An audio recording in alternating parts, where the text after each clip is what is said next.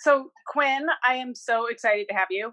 You were actually part of our first retreat. So that was that 6 years ago now? Yes, yeah, yep, that was right because it was right after Lila passed away. So about a year after Lila passed away. Yeah. So I think it'll be really interesting. Some of the questions that we ask for people to hear what it's like from a perspective of having been here 6 years ago and over time, how things have changed and what stuck with you and all that kind of stuff. So, So, um, from the beginning, we started retreats with asking people to share a little bit about their child, including 5 words to describe her. So I'd like for you to mhm. do that. So anybody watching this knows a little bit about Lila. Right, thank you. So Lila, she passed away on the 26th of April of 2014. So it's a little over almost 7 years ago, and she would have been turning 4 years old a few months from then. So she passed away just before her fourth birthday.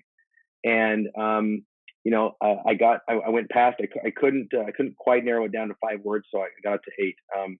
She literally is the most perfect person I've ever known, and that kind of sums her up in a nutshell. And what first brought you to Ohana Oasis? It was interesting by happenstance. So if you remember, Heidi, you were in Salt Lake getting your hair done with some friends. I believe you were in Salt Lake or you were in Hawaii, one of the two, No, I because was our in friend Maui. lived. You're in Maui, that's right. Okay, you were in Yeah. Maui. So I knew our friend from Salt Lake, but she lived over in Hawaii as well. And you had been talking about starting this, and our friend was one of Christy, my wife's best friends. She overheard you talking, and you two talked it up.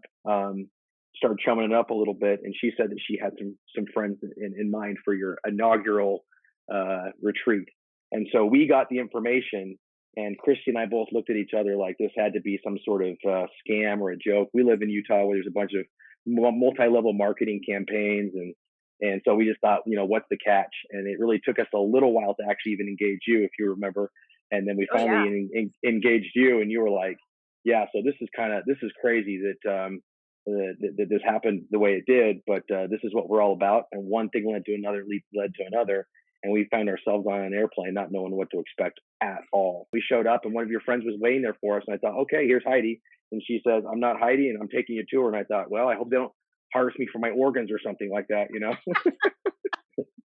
Which I guess that's part of being the first retreat is you have no idea. You don't have any Yeah, pictures or yeah, testimonials or anything. yeah. Your Yelp reviews were at a 0, so Well, I'm really glad you came and tried it out. it was a game changer for both of us. It was amazing, almost indescribable with words. That's for sure. The week we spent with you and with those other couples. Wow. So, do you have like a favorite memory or activity that sticks out to you, even like 6 years out? I'd be really curious. Yeah. So Christy and I, when we got back from Hawaii, we were astounded at being the first couples that went out, the first crew, but how well you had put things together. I can't imagine how well it's put together now and how well oiled of a machine you have. But all the time had been partitioned perfectly, and we were doing some fun stuff and some very emotional things, some very introspective and some very kind of group oriented things. So the one thing that really sticks out to me was when we paddled out to the ocean. We had written some little notes for our kiddos, and paddling out to the ocean and really taking that time. The visual of kind of putting that leaf in the middle of the ocean and watching our greatest dreams, our greatest desires, hopes for those kiddos, wherever they may be, and taking a moment in silence. I thought that was so reverential. That was, for me, that was a very spiritual experience. And I know that the others that were on the group said kind of the same thing, that we could kind of connect with our loved ones, but also connect with each other, connect with nature, connect with everything around us to really kind of hone all those feelings straight into our bodies. And I remember becoming quite emotional and very grateful for that moment, that we can look back on that all those years later, and to see that photo of me telling Lila that all I hoped for her at this point was peace, and that I couldn't wait to see her again. So sweet. Are there any lessons, and it could be from Ohana Oasis or just in general, or things that have impacted you in a long lasting way through your journey of grief? Of course, I think one of the biggest things for me that I really took away from it, and this will kind of answer a couple of questions, is it really kind of showed me the value of really opening yourself up. As frightening as it is, as terrifying as the experience may be, it really allowed me the freedom to open myself up and express myself on all those different levels that sometimes we're just terrified to. I'm an easygoing guy. I can talk to anybody about anything, anytime. But you get into this mode of, there's nothing more sacred to you than the relationship you have with your child, and that can be trampled on accident or on purpose and all sorts of things. And with those families, those other couples that we were with, we were opening up about our innermost fears and hopes and joys and anguish within 30 minutes of meeting each other. And it was unbelievable of what an experience that kind of opened up for me, just because it's not just about losing your kids. Every one of us has problems. This one is the problem. It's unbelievably huge, but every one of us has problems. And when people are in their throes of those problems, it kind of takes me back to that moment where I just say, you have to break through as many walls as you possibly can, because being around other people, connecting to those people, that's the only thing that really kind of helps you keep going. You can't do this by yourself. It's impossible. Yeah. And I want to delve a little bit deeper into that and what that looks like being a father. It seems like there's this standard of the men are supposed to be the strong ones and not be as emotional. Am I off base on that? Number one. No. And how do you tackle that? Like, if you're not able to come to a facilitated retreat right away, how as a dad do you go about building that?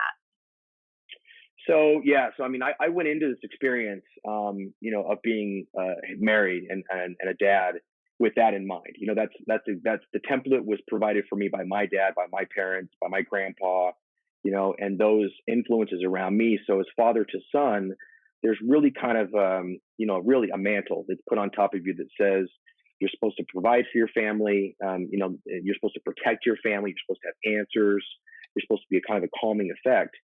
And I would say that was probably the most surprising thing to me, is that when I was no longer in control of that situation, all of those negative emotions that kind of boiled to the top.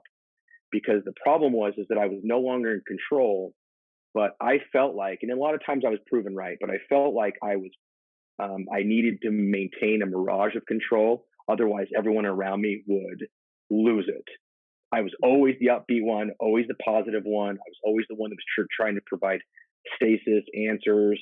I'm the stoic one. And I felt like if there were times where I tried to expound on rage, I mean, that was I had never felt rage before. I mean, the angriest I ever got was when my favorite football team lost to their rival, A little bit different. Yes. And then all of a sudden this happens. Anguish. These words that are, in the end, they're just words. They're descriptors for an emotional feeling, but they don't do it justice, because I can't explain to you in words those things. And if I can't, as a father, project them outwards and show people, all they do is just stay within, and it becomes toxic. And I really felt that there were times where it was a very toxic environment for myself. I was not doing myself any favors by keeping it in. Yeah. So I'll go back to where we're in a society where men don't have that built-in support network in the same way. How do you, when you're in this time of anguish where you don't have the energy to create the relationships and all of that, how do you find an outlet? So I would say that's a really good question, because I would say that you use the same tools that you used to build your defenses in the first place. You just use them more outwardly. You project outwardly. So you signed up to be a provider and a protector. So you signed up for the willingness to try to think outside the box on how to solve problems, whether it's a career or children, or how many children, where you move to, and all those types of things. You're a problem solver. So don't run away from the fight. You've got to turn into the storm and utilize those gifts and talents that you already possess. Being that person who's supposed to be strong, you need to allow yourself grace. You need to be patient with yourself, but use what you already have so that you can say, I can solve this problem. I just have to solve it in a different way. I wasn't prepared to be a dad, and then one day I was. And so and all of everything I learned up to that moment had prepared me for that. I wasn't prepared to be a dad who lost a kiddo, but everything had prepared me for that. So don't run away from those emotions and those feelings. Utilize them to your benefit, because if you try to run away from them, they overtake you every time. They track you down. It's like a zebra to a cheetah. The cheetah's going to get you every time. Right. Good answer. I like that. Um, what's been the most surprising thing to you in your whole experience? I would say that was it. I'd never felt um, those types of emotions. I'd never felt those types of emotions and the lack of control. I've been always a very in control individual, and so to be describing, and I feel like I've come to a much better understanding about some of the emotional or psychological issues that some people are going through every day in their lives, because of just the lack of the inability to control certain emotions or thoughts or things like that. Where I would go from describing my life as Lila's dad, which was full of love and reflection and perspective, and then turning that right over to rage. So I was very surprised at the lack of control that I really realized that I had over some of those most basic decisions that I thought I'd been making for years and years. And I'll be fine. I'll be okay. I can do this. You just have to grit it, bear down. When in reality, you can't do that. It's physically impossible. Yeah. So then, I mean, flip it on its side and say, what's the biggest blessing that you've gained over the years? So, the biggest blessing that I've gained over the years, that I can honestly say, this is without a doubt, this is the greatest blessing, is I've learned through understanding just how beautiful of a relationship that I have with Lila, and then she having 3 other siblings that have come after her, that life itself is meant to be lived. We as a species, a lot of times we sit around waiting for things to happen to us rather than trying our best to go after the things that we know that we want, to grasp, to define meaning, and to really to fight for it with all of your heart. And it's easy to celebrate a birthday, but is it easy to celebrate a Monday? And the thing that I can say that I've received is that greater enlightenment, that greater perspective that we might not have tomorrow. And there's a quote that Christy and I share all the time. It's a funny thing, but it's also serious. The off chance that you don't live for forever, why don't you try to decide to be happy today? And so my trials can put me down, but what justice does that do to Lila's memory? What does that do for my relationship with my wife? What does that do for my relationship with my other kids? Or do I utilize all of those lessons that I learned from Lila? All of the that there are people around me. I have a lot more strength than I even knew that I had. The perspective that I've gained. Use all of that to try to find the exact opposites of the things that you were feeling when you were out of control. So instead of feeling rage, you find peace. Instead of being depressed, you actually can find joy or happiness. And that's what I really have kind of come to learn, which is pretty dang empowering in my opinion. It's great. Did you ever run into, in deciding to take life by the horns and really going after it, did you ever find yourself feeling reticent, being afraid of, like, if I really feel life again, I'm going to feel these big emotions again, and then what? Because now I know how devastating it can be. Yes, because all of those emotions are connected to each other. And so I decide, okay, I'm going to be Mr. Bold. I'm going to get back out there and try to continue relationships. I mean, the worst thing that I think that most of us have who've lost children, the worst thing is for your child to be forgotten. And I think with an exception of a few people, most people forget Lila most of the time. And that's disheartening. It's depressing. And in reality, every time you attempt to take a step in the light, the darkness is right on your heels. And so I'm terrified, especially in the onset of it. I was terrified to share Lila with others, even though I was desperately wanting to, because she was my greatest achievement. And to talk to people about Lila and to talk to her about her little smiles and her cues and my relationship with her and holding her and the feeling of being a father. And then 30 seconds later, they're like, whoa, where should we go to dinner? It's like, no, you've taken the most sacred and just walked all over it. And so you've got to make those decisions again, those emotions that come up that you're out that you can't control, the rage, um, I would say the apathy. That's a big one for me. I'd just be like, dude, forget you guys. If you guys can't honor Lila's memory, then I'm out. Yeah. But then having to stop yourself and say, but it doesn't do me any good, her any good, them any good. Start over, reboot, and then and it's terrifying all over again. And I don't know if that ever stops. It still pisses me off when someone just acts flippantly about Lila or what Christy and I have gone through, or what Christy's going through every day, and then I have to kind of take a deep breath and remind myself that they don't know exactly what it is that we went through or what we're going through. So I'm going to segue to a different question, then we'll pop back. But I think this is a perfect time to ask. In dealing with those conversations that you have with people, you're also far enough out that you're probably running into people that didn't know Lila, and so when they ask how many kids you have or life experiences, how do you handle that? Well, I've gotten to the point now where I could give a rip about what other people's feelings are. I think one of the biggest problems that we go through that are the people that are in mourning is we're kind of expected to be accountable to other people's feelings, right? I mean, the big quote that you hear from people is, "Let me know if I can help." And so not only is the person going through what they're going through, but now they've got to try to proactively think of a way for the person to help them. And so you take a step back even further and you say, do they really want to help me? And sometimes they do, and sometimes they don't. But I think that just kind of gain that perspective a little bit of just saying, the most uplifting, most positive thing for me to do is bring all of those emotions into my life that are just redeeming for me and for my family. That's going to give me the biggest reward. And so when someone says, "How many kids do you have?" 4. Tell me about your kids, and and I'll go in briefly. I'll say, "These are the 3 right here. Where's your other one?" I'll say something usually like, "Oh, she's somewhere else doing something else." And if they ask, I'll say, "Well, she actually passed away." And they'll say they're in the cursory, they'll say sorry, or they'll have forgotten. They're one of those things where you're like, "How did you forget? You were there the day after her funeral." But in the end, it's like, they're carrying on with their life and their stresses too. And I can't be responsible for all of their emotions and my emotions. I can only be accountable to my emotions.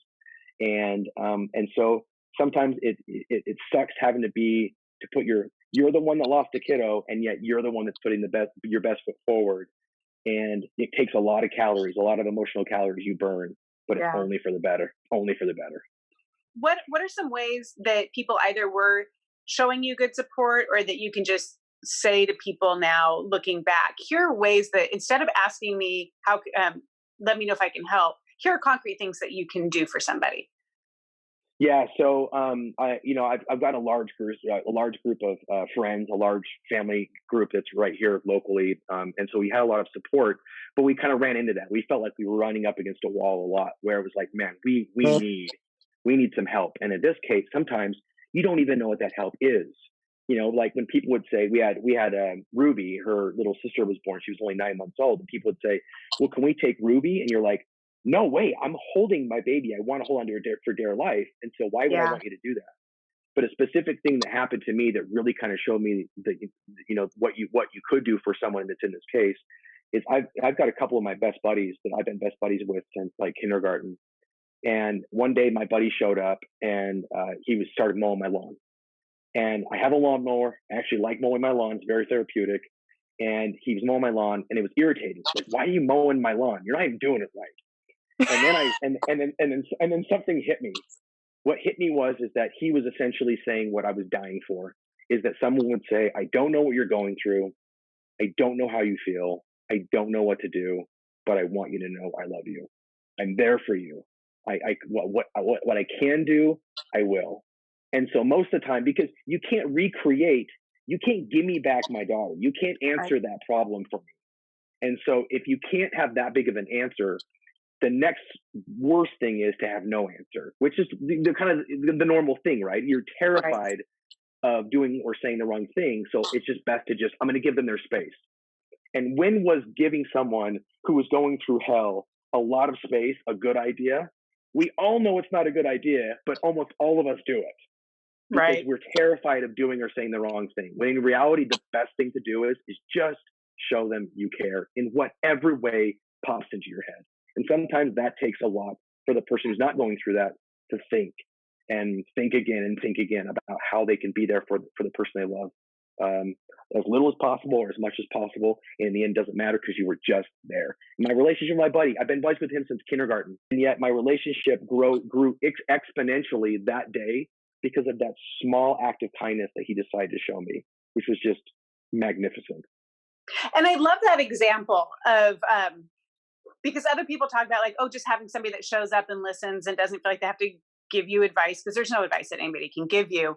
But I love that, like, especially for a man to find, here's something, I'm going to go mow your lawn, or I'm going Yeah. to go wash your windows, just something that speaks love. Um, do you feel like too, talking about how some people do it and they say the wrong thing, but to show up is important. Do you feel like the intention behind it makes a difference? I think it does, and I think that that's the difficulty as we've gotten. You alluded to this originally, is we've gone a little bit farther down the line than perhaps some of the other families. That those raw emotions, they start to subside a little bit, and so the worst thing that can come out of and I will allude to this as many times as possible. The worst thing you can do to combat negativity is show more negativity. And so if someone has the best intentions, but they just are tripping all over themselves, what good does it do to you to judge them, hold them in contempt, sentence them to a life without you as a friend, a life without your child as a memory, rather than just saying, "Damn it, sorry, I shouldn't swear. They're You're fine. trying they're trying the best that they possibly can, and we'll come back around to it." And it took me, a couple of my really, really best friends all growing up, it took months, and I would say maybe even years, for me to come to a spot where I'd say they didn't know what to do, they didn't know how to do anything, but they tried, and that was enough, and they never left me, and we're okay, rather than me, writing them off because they didn't do the thing that they couldn't do, right? Right. And I think that you touched on a really good point, though. And I'm going to bring two of the things that you said together. You're talking about how early on you don't have the emotional capability and capacity to do the thinking and feeling for the other people. Yeah, But then you talked about later looking and saying, oh, they tried, but it happened later. So if people are early on in it and you can't deal with finding, like, I think that's great that you need to meet with positive instead of negative emotion. But if you can't do yeah. the emotional work to find the good in them, it's okay. Put a pin in it and do it in a year when you have more capacity. Yes, exactly right. And I would say, probably the most counteractive physical thing that I saw was after Lila passed away. I had a really hard time sleeping for a long time, and I found myself alone quite often at night. Christy, our baby, were asleep, and I was alone by myself. And I was, you'd be pleading with God, and you'd be angry at your circumstances. You'd be confused at the lot that I was given, the lot that I drew. And then you work through that little bit, and then the next night I work through it some more, and the next night you work through it again, and just to have that moment to think, that really kind of became a very special experience for me, because over time I realized I was really kind of thinking things through. Because what is reality? What is truth? When you're in the middle of being angry and upset and emotional, that's not truth. That's just what you're feeling right now. If you're angry and all you feel is rage, to say that to losing a child was nothing but hurtful, that's completely incorrect. I mean, that would be putting all of your positive emotions and just kind of laying them by the side. You do that sometimes at the start, but as time goes on and as you mull these things over and you, like I said, turn into it rather than away from it, you realize that you are trusting that voice in your head and that feeling in your heart, that if it comes from love, then it might be painful like nobody's business, but it's just like a muscle. You're growing it more and more to the point where you say, I can feel all those negative emotions and positive emotions at the same time, and the positive emotions will win out all the time, eventually. Right. That's great. You'd be up at night and you'd be working through something and processing it. But then you also talked about then you would go do it again. So I think that it's sometimes discouraging for people that, like, okay, they deal with something and they feel like they've kind of gotten somewhere, and then they wake up the next night and they're doing it again. But are you processing it in a different way? And do you see that there is progress, even if you don't see it at the time? Well, I would say that if you don't understand that that is the nature of humanity, it'd be best to get to that conclusion really quickly, because our entire existence is based off of coming at something and then coming at it again. We work in time periods that start on Mondays and then start over again, start a month and over again, and we're constantly coming back to things. And I don't know what people's expectations are of who they think they should be or where they think they should be in life. But it doesn't do you any good to say, I felt like I should have been here by now. What does that even mean? I feel like I should have been this person by now.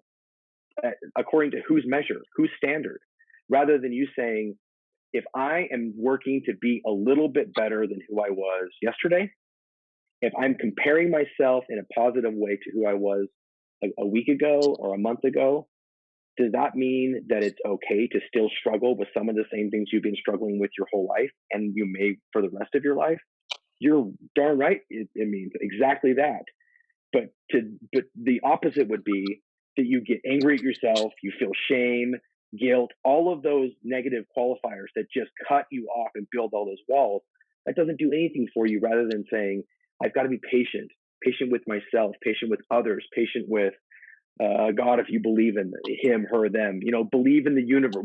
Patient with time, because time only goes so quickly, but we feel like it slows way down, and then it speeds way up, and it slows way down. And if you're patient with all that process, you'll be quite pleased with the result, that you've become something greater than you ever thought you could be. You could be a positive influence in people's lives.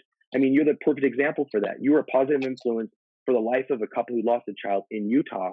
And we've created this friendship now that's almost a decade long. And the relationships I've created with people, we were just mourning together with a family whose little kiddo passed away in England from the same disease from our daughter. We never would have met them and shared our love for them and their love for us if it hadn't been for these terrible moments. And you have to turn into it and know that you're never going to overcome it. You're never going to, I'm never going to feel that way ever again. It's not possible. But does it feel different as you go on, though? Like, yes. As you work on it, you feel like a different aspect and maybe not quite the sting, or... No doubt about it, because the thing that you really gain, those gifts that you gain, is that you gain a greater perspective of all those. That's one of the biggest gifts is the perspective of what I've gone through, and my ability to kind of to narrate like this way. There's no way I could have done this at year one, and maybe not even at year 2 or year 3. But now to be in a position where I've done this enough times with you, with other friends, with people that have really wanted to know more about my relationship with Christy, my relationship with Lila, and those types of things, it definitely becomes, the scar is there. It never goes away. Right. But you are way more functional in a positive way, And so rather than me mourning the loss of my daughter most of the time, I celebrate her and her siblings' life most of the time and think about the negative part of, what I went through some of the time. Right. Right. Now that segues right into the next question is, how do you guys honor Lila, like in birthdays, in anniversaries, holidays, and then also just in the everyday? Yeah. Any way we can. So, her younger sister named Ruby. Ruby is the birthstone of Lila. So she's named after Lila. We commissioned a painting of Lila and have it over our fireplace. We talk about her at holidays, her birthday, her death day. We talk about her. The biggest thing for us is we utilize her memory as a way to really kind of connect long periods of time with her siblings. So to think of, how do you honor the memory of having such a special sibling, and her siblings don't get it, and then all of a sudden they say something very special, and they'll say, "I'd like to dedicate this to Lila. Tonight my kiddos went to a birthday party and they were given balloons, and my son asked my wife if it was okay that he took his balloon that he got outside and sent it to heaven for Lila." And that's just, that's how I felt. It was like, I'm so proud of him that my 5-year-old kid that was not alive when Lila passed away, he's never met her, he's only seen pictures, that he would think of his sister, and so her memory, unfortunately, is 100% up to us. And we have, in whatever way possible, you write about her and you draw pictures about her and you include her in your Christmas cards, and she is my firstborn, and she will always be my firstborn. And if you start to not include her in all of those things, then perhaps she becomes kind of an afterthought to her own family as well, which is very possible. What What do you wish someone had told you when you started out your journey in grief that you would share with others now? Yeah, I think, so many of us have gone through grief. I mean, everyone dies, which means everyone who ever loved anybody is going to go through this. And not only does everyone die, but everyone suffers along the way. And it's one of those unspoken realities that I wish that we'd be a Mhm. little bit more upfront with.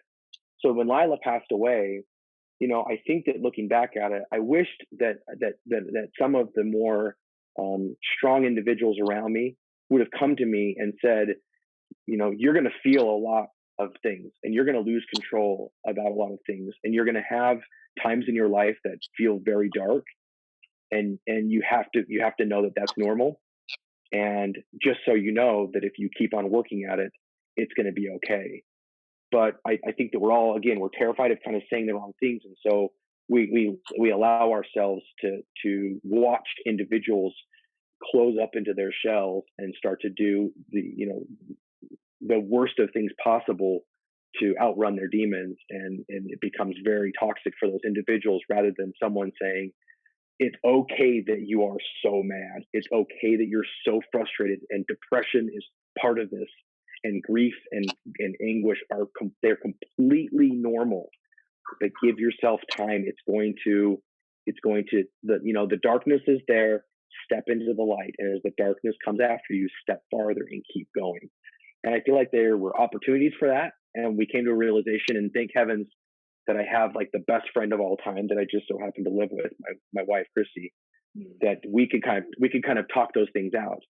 But those who are single parents, or that are not in a very good relationship, or surrounded by toxicity, someone has got to step up and say, you're going to be okay, and I'm going to be here with you. And I think that that's worth everything in the world. And I think that it's interesting that you pointed out that even people that have been through grief, it it's hard even for us sometimes to go back in and say somebody that's new to the club. Yeah, I mean, words are words. Emotions are something different, and so all of a sudden, someone's going through this, and all these emotions come back up in you, and I think one of those pitfalls that I find is I'm trying every day to help somebody out, but then I see individuals like yourself or other people around me that are doing these amazing things that are touching all these people's lives, and I get really frustrated with myself, and I say I should do more. I've volunteered my time with certain things, and I've tried to help certain people, but I need to do more, and then I end up becoming kind of frustrated at it, and then I come back to, but wait a second, those emotions that I feel that made me out of control before, they've never really quite gone away, and so today's battle, my battle, is my battle, and I do what I can. That's the big deal. Do what you can. Well, and I would say, and I think that you know this, but I definitely want to put it out there, is like you can look at like people like me that like I'm doing something on a more like global level. It's not global by any stretch, but like on a more macro level that's Yeah, reaching people. But I also reach people at like more of a surface level. It's not an individual relationship. And I think everybody's called to different things. And so people that aren't called to do what I'm doing, it's what you do in your everyday relationships and how you show up. And people need that even more than they need what I'm providing. And so I think sure. that if you do whatever you're called to do wholeheartedly and bring all that you're supposed to it, you're exactly where you're supposed to be. Yes, I agree. And it comes to a point where I feel like, and I've had enough comments from individuals around me that have said, that they've had some issues that have arisen in their life, a relationship that went south, or a financial hardship, or something like that, and they'll say something about how they admire the way that Christy and I have handled what's happened in our lives, and obviously that's worth all of its weight, because I can't fathom what it would be like at this point to be going through an emotional hardship, or the stuff with COVID. I can't fathom what it would be like to be a single individual who's under quarantine, got no one to talk to, who's just stuck in the house. Um, but it's my opportunity to show as many people as I possibly can, to your point, on a micro level, that our problems are shared problems if we share them with each other. Otherwise, they're just our own. Yeah. So you and Christy are a great example of having gone through a terminal illness. So you went through the caretaking phase and then death and grief. And so often couples don't make it through, or they do make it through, but it's not a real great relationship. How have you guys been able to navigate that? Yeah, I would say from day one, our relationship has been very unique. Christy and I have always extended each other an extreme amount of grace, an extreme amount of patience. Those are all of those positive emotions that funnel into what you would describe as love. Not just an infatuation or something like that. We're talking about my best friend, my companion in life that I have shared every single thing with.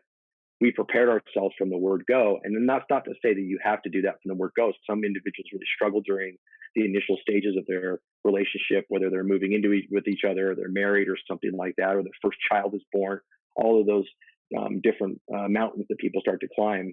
But the decision has to be made by you, which is a terrifying one, that despite anything that's going on in your life, it's your opportunity to extend as much grace and patience and mercy and kindness and service to the person that you love so much, and just pray that they do too. And I've been the lucky recipient of that. I don't know what that would look like if I had attempted to do what I did only for it to fall on deaf ears. I can't even imagine what that would be like. But for her to accept that and to extend all of those things in turn, it's two people understanding that this is our burden and our blessing to carry together.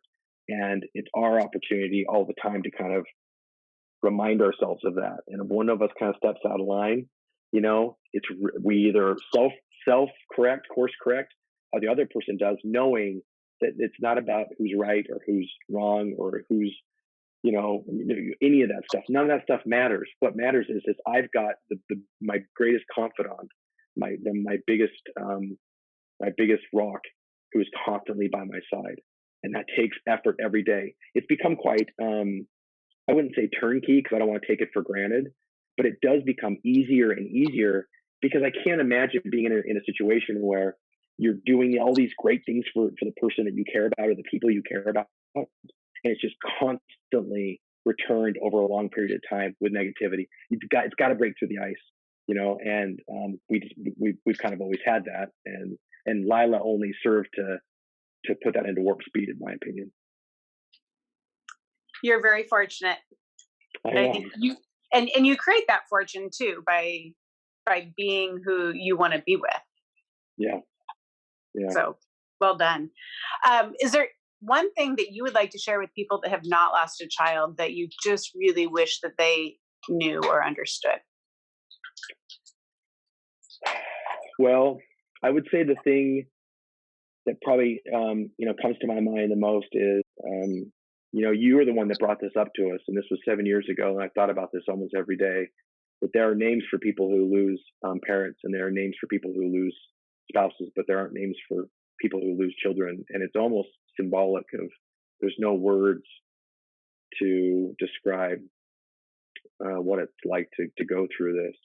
And for someone who has not gone through this, I don't think that empathy is really the aim, because you can't put yourself in our shoes. I can't even put myself in the shoes of somebody else who's gone through this.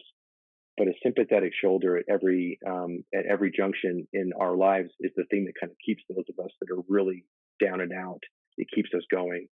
And it brings me back to, we had this experience where we came for the fundraiser up to Oregon with you, and I was so taken back with the fact that there were this huge room full of strangers that had no idea what we had gone through, and no idea what we were going through, or what we would go through. But they were so willing to give of their time and their money and to put themselves in harm's way, essentially, and to come up to us and say that they were impressed with Christy's words, or they were impressed with your actions, or it made them think more about what they could do. And those people's lives are only benefited. And so if you're looking for a way to make your life better, put yourself in harm's way and really be there for the people in your lives that are suffering. And this isn't even about, at this point, it's not even about losing a child. At this point, it's put yourself in the path of someone who's suffering because of any one of any number of things. And that could be you. You're in the middle of suffering. But isn't it amazing when you forget your problems and you start to help other people, that you literally do forget your problems. It's true. And it becomes more of a blessing. Yeah. Puts things in perspective. Yeah. Greatest gift I've ever received at this point, I would say, is perspective. Yeah. Because it allows me to celebrate Monday as much as it allows me to celebrate Christmas. I can just say, today, it's a great day for a great day. There's no reason why this shouldn't be a terrible day. Do you have anything else that you would like to share or that we didn't cover? It is always so great to be refreshed of the things that you hold most dear to you. And life has a way of helping you forget those things sometimes and making you lose perspective. And for people that have, gone through some of the greatest downs in their lives and then come up from it, that by all means does not mean you're going to stay up, gaining all this perspective and all this peace and stuff. You're not entitled because you found this to keep it. You have got to work your butt off all the time. And so seizing these moments, when I saw this email from you, of course the answer would be yes. And sometimes you might be terrified. For me, it's a little easier to talk to people, and for other people, if they're terrified. But do whatever you can to make that, kindle that fire again of how you feel to share your loved one, share the thing that makes you, your uniqueness. And people are only going to see you for how genuine you are.